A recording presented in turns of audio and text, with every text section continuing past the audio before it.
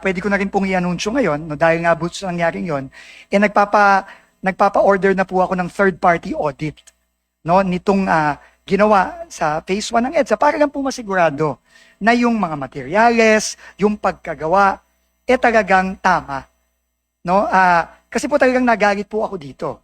Pero ang pagkakapaliwanag po sa akin, nung mga engineer, talaga pong nagka-problema dahil talagang nagpanding po ang tubig dito sa area na to, specifically between Estrella and Buendia, at dahil dun po, habang dumadaan yung mga bus na may tubig, nag-chip off po yung asfalto. Pero ito po ay kinorek na nila upon may instruction na immediately maayos, at pati po yung iba pang mga engineering interventions, no? Halimbawa po, nagpalaki po tayo dyan ng inlet, no? Yung pagpasok po sa drainage para po bumilis ang pagbaba ng tubig dyan sa madalas na binabahang area na yan.